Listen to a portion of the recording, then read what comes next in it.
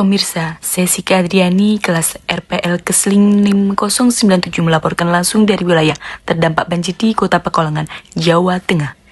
Banjir kembali meredam sejumlah kawasan pemukiman warga setelah curah hujan tinggi mengguyur wilayah hulu dan pesisir dalam beberapa hari terakhir.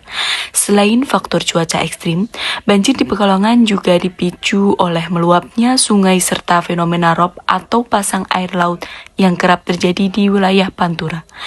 Sistem drainase yang belum optimal serta penurunan muka tanah turut memperparah genangan yang terjadi. Air yang merendam rumah warga mencapai ketinggian antara 30 cm hingga lebih dari 1 meter di beberapa titik.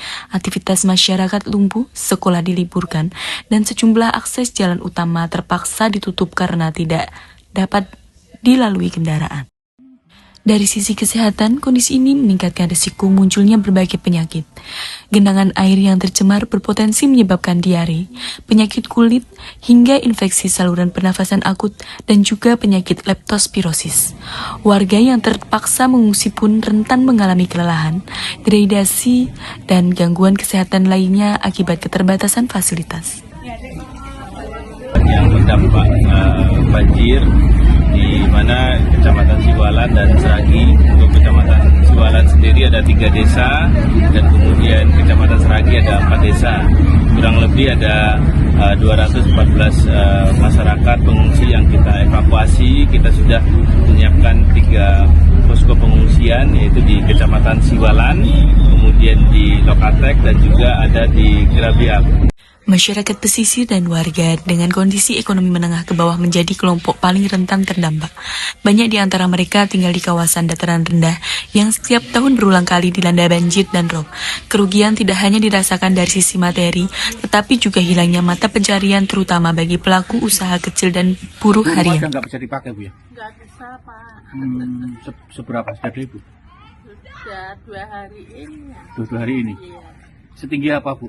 Setinggi kalau di dalam 1 meter. Hmm. 1 meter. Oh, 1 meter ada. Kalau di luar lebih ya, Bu, ya? Kalau di luar lebih 1,5. Kalau di depan luar saya 1,5. Pemerintah daerah bersama tim gabungan dari Badan Penanggulangan Bencana Daerah terus melakukan upaya penanggulangan, evakuasi warga rentan, pendirian posko pengungsian, distribusi bantuan logistik, hingga layanan kesehatan darurat telah dilakukan.